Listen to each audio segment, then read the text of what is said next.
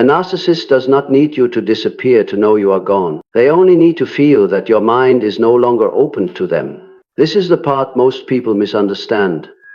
They believe leaving is an action, blocking, cutting contact, ending conversations. But for a narcissist, these are surface events. What truly matters happens much earlier, in a place that has nothing to do with phones, messages, or physical absence. It happens the moment you stop being psychologically available. You can still be present, you can still respond, you can still exist in their environment, and yet the bond can already be dead. Because the bond was never built on presence, it was built on access. A narcissist does not attach to people the way healthy individuals do. They attach to states, to attention, to emotional responsiveness, to the subtle availability of another person's inner world. As long as they can reach you mentally, trigger you, provoke you, confuse you, or draw emotional energy from you, you are still there. Even if you are angry, even if you hate them, even if you are trying to leave. This is why so many people remain trapped long after the relationship appears to be over. They leave physically, but remain psychologically accessible. They block numbers while still replaying conversations. They stop responding while still hoping to be understood. They enforce boundaries while secretly waiting for recognition, remorse, or closure. And the narcissist knows this. They feel it, because the connection has not ended where it matters.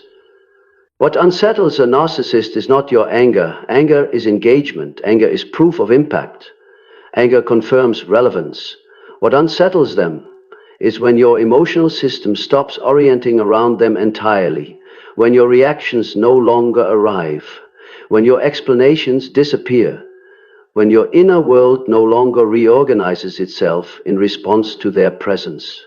That is when something breaks. From a psychological perspective, narcissism is not confidence or self-love. It is a dependency structure. A fragile ego that requires external reflection to remain coherent. The narcissist does not experience a stable sense of self from within. They borrow it. They extract it. They regulate themselves through other people's emotional responses. You were never just a partner, a friend, or a connection. You were a mirror, a container, a regulator. You held emotions they could not tolerate. You carried confusion so they could feel certain. You absorbed tension so they could feel in control. And as long as you remained mentally engaged, trying to fix, explain, understand, or resolve, the system remained intact. But the moment you stop doing this, the structure begins to fail. This withdrawal does not announce itself. It does not come with speeches or final messages.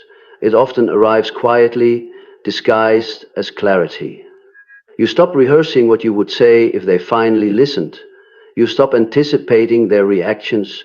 You stop defending yourself in your own mind, not because you are numb, but because you are no longer invested. And this is when the narcissist knows. They may not consciously identify it, they may not say you are gone, but their behavior shifts, their anxiety increases, their strategies change, because something essential has disappeared. The emotional feedback loop has broken. The mirror no longer reflects. This is why narcissists often sense your departure before you act on it, because you leave internally first, long before you block them, long before you withdraw externally, long before you name what has happened. Your psyche has already closed the door. No contact, in its truest form, is not about distance.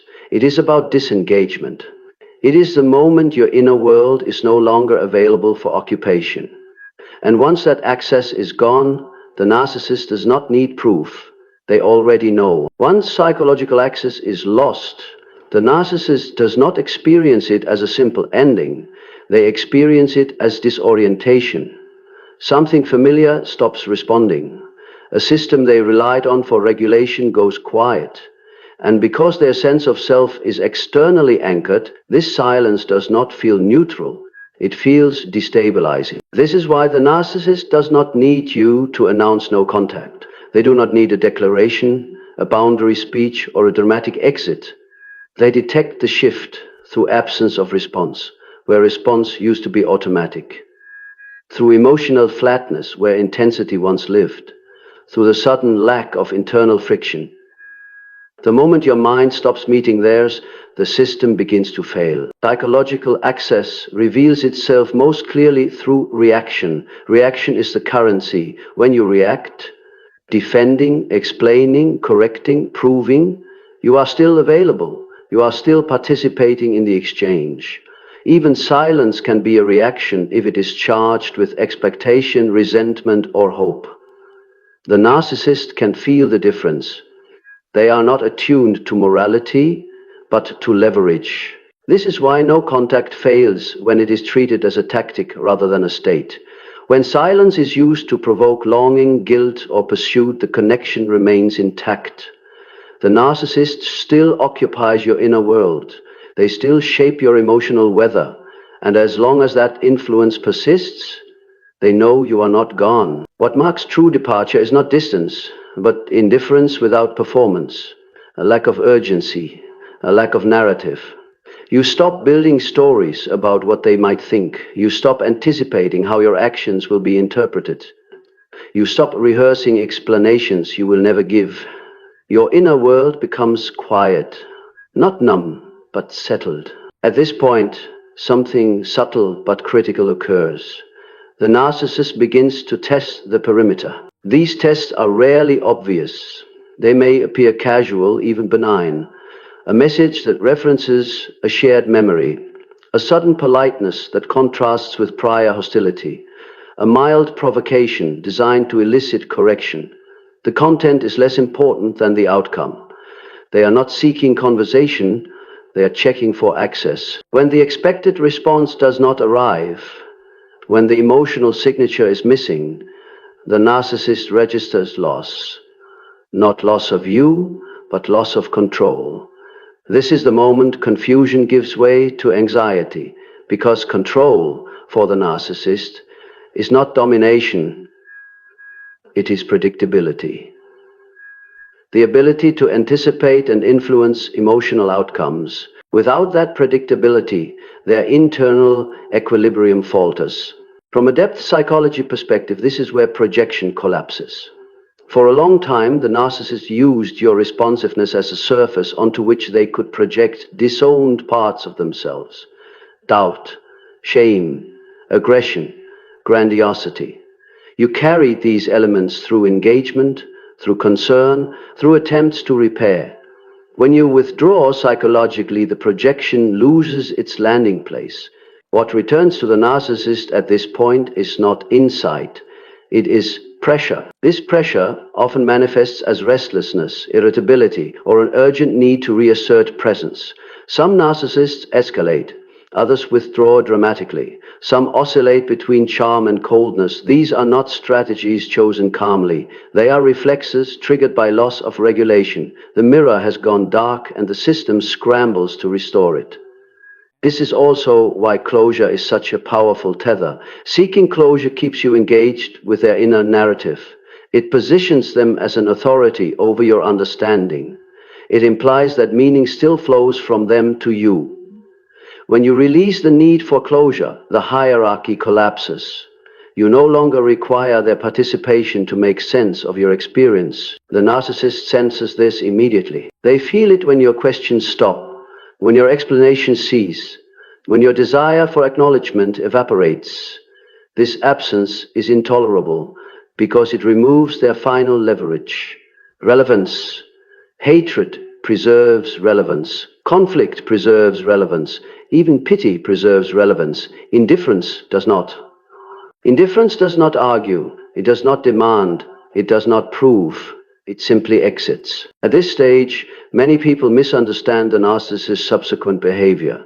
A sudden reach out may be interpreted as care. A display of distance may be read as strength. In reality, both are diagnostic maneuvers. The narcissist is attempting to measure whether access can be restored, whether your inner world can still be entered. If it cannot, something definitive has occurred. From a Jungian lens, this is the moment the shadow returns home.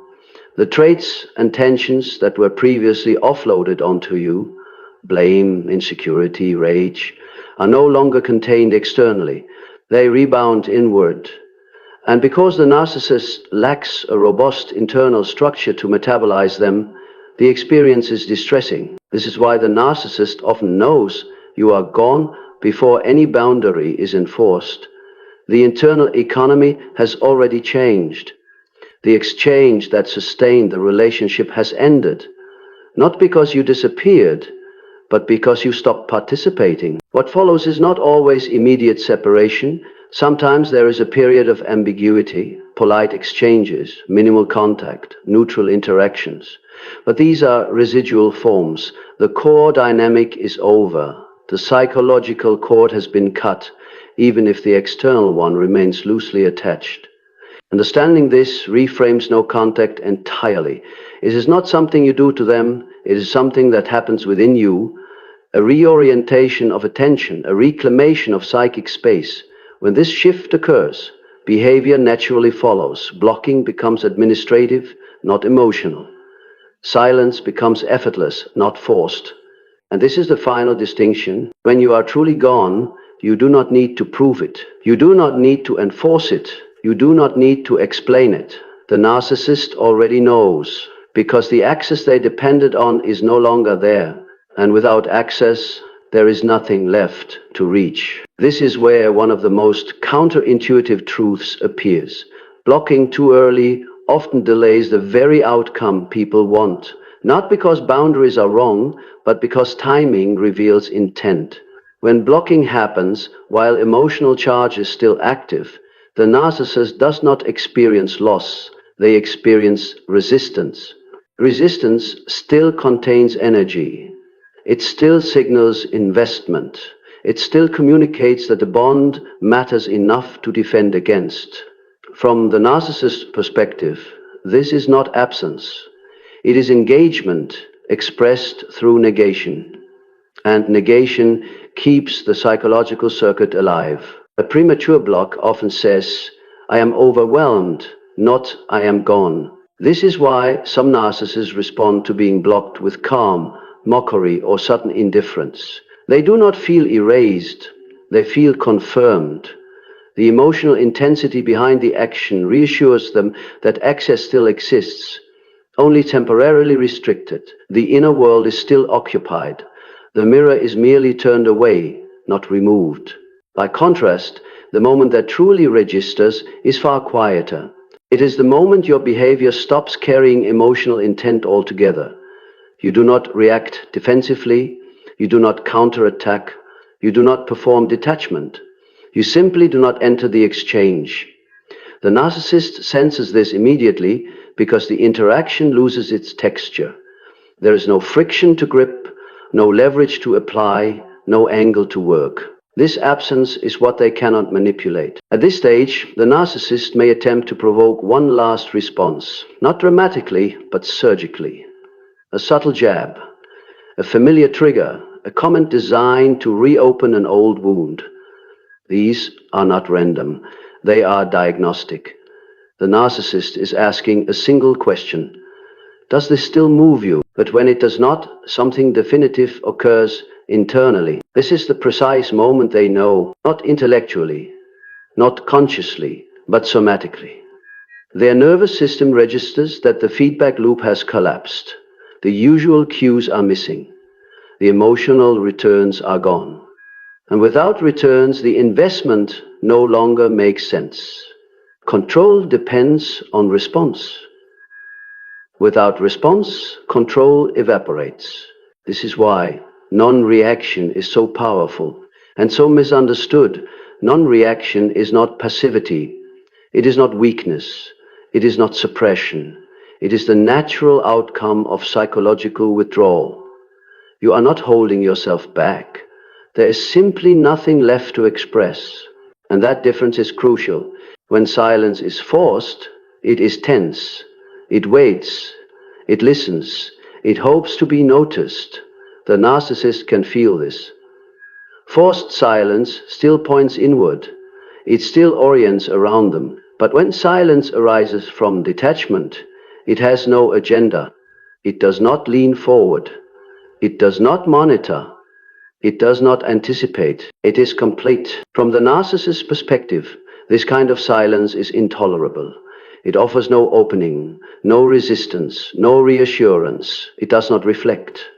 And because narcissistic functioning depends on reflection, the absence of it is destabilizing. This is often when people notice a strange inversion. The narcissist, once dominant or dismissive, becomes restless. Their communication shifts tone. They oscillate between absence and intrusion. They may suddenly become polite, nostalgic, or oddly formal. These changes are not signs of growth. They are signs of recalibration. The narcissist is adjusting to a loss of signal. Importantly, this recalibration does not require your participation. It occurs regardless of whether you respond. In fact, it accelerates when you do not. The less data you provide, the more the system collapses inward. The narcissist is left to regulate themselves with no external anchor. This is why true no contact often feels anticlimactic. There is no final confrontation, no dramatic rupture, no closure conversation. The ending happens quietly, asymmetrically, and without consensus. You move on internally. They register it externally through absence of effect. And this is where many people struggle, because the ego wants recognition. It wants acknowledgement of departure. It wants the other person to know explicitly. But psychological separation does not operate through mutual agreement. It operates through withdrawal of participation. You do not need the narcissist to understand your reasons. Understanding is not required for detachment to be effective. In fact, seeking understanding often reopens the circuit you are trying to close. Explanation is engagement. Justification is engagement. Clarification is engagement. Detachment needs none of it. At a deeper level, what you are withdrawing from is not the person, but the role you played, the role of interpreter, regulator, container. You stop holding emotional tension on their behalf.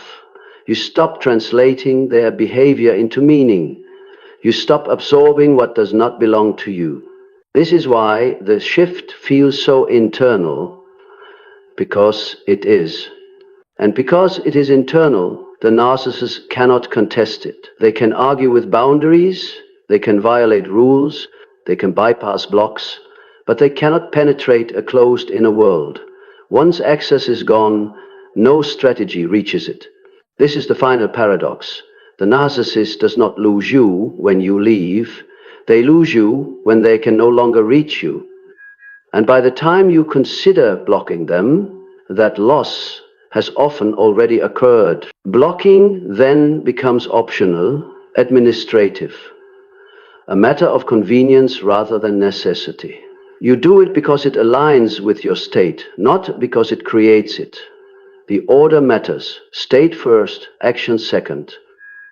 When this order is reversed, confusion persists.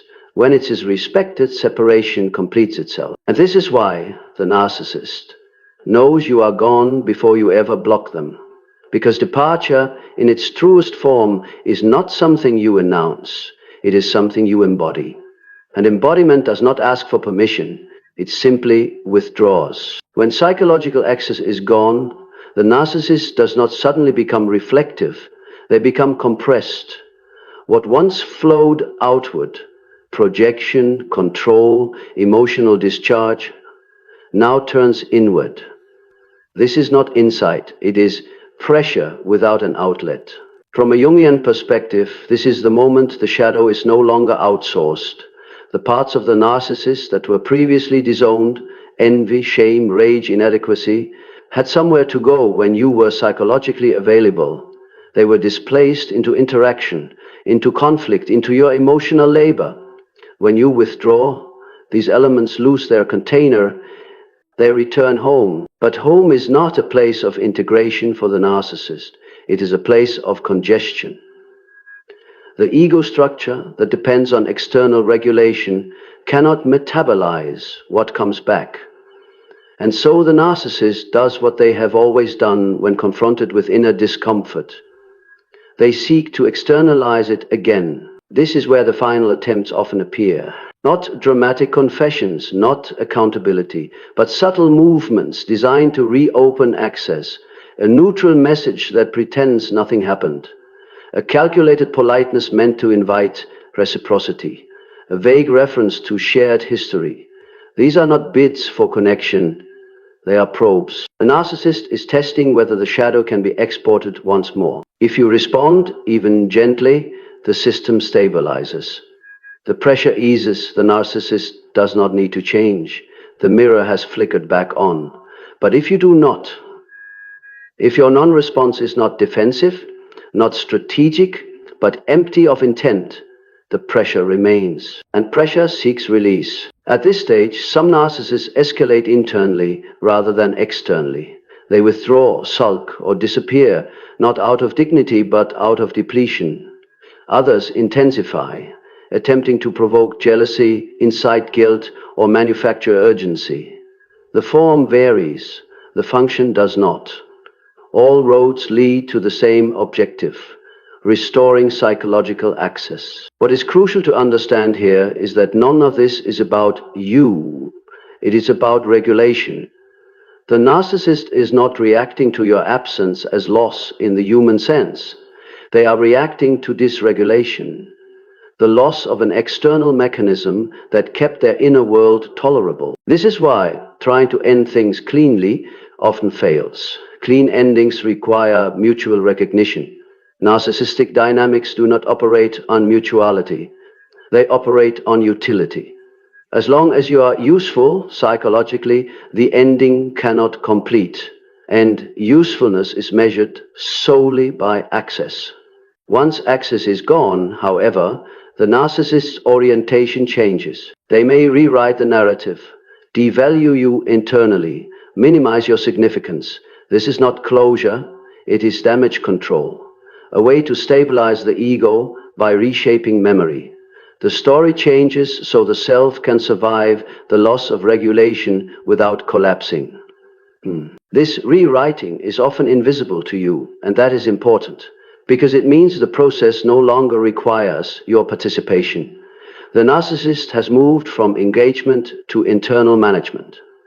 You are no longer an active variable. This is the quiet confirmation that you are gone. Many people misinterpret this phase because it lacks drama. There is no explosion, no confrontation, no admission. The narcissist may even appear unaffected, but this appearance is deceptive.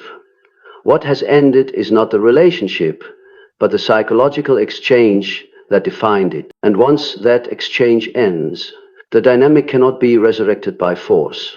This is why returning just to check, explaining one last time, or responding out of courtesy can undo months of detachment. It reintroduces data, it reopens channels, it gives the shadow somewhere to land again. The narcissist does not need intensity, they need access. This is also why true no contact feels different from willpower. It is not something you maintain, it is something you inhabit. There is no tension in it, no effort, no monitoring. You are not resisting the urge to respond.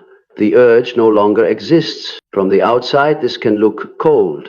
From the inside, it feels clear. And clarity is the signal the narcissist cannot tolerate, because clarity removes ambiguity. Ambiguity is where control lives. As long as motives are unclear, reactions can be shaped. Once clarity settles, manipulation loses traction. This brings us to the most misunderstood aspect of all. The narcissist often knows you are gone before you consciously claim it for yourself. You may still be deciding whether to block, whether to disengage formally, whether to explain, but internally the decision has already been made. Your attention has shifted. Your emotional investment has withdrawn. Your inner narrative no longer includes them as a reference point. The narcissist senses this absence of reference. They feel it when their name no longer carries weight in your mind, when their approval is no longer anticipated, when their disapproval no longer threatens. These shifts are subtle, but they are unmistakable to someone whose survival depends on emotional feedback. This is why no contact is often experienced by the narcissist as sudden, even when it was gradual for you. They do not track your internal process. They only feel the moment access disappears. And when it does, something irreversible happens. The psychological bond dissolves.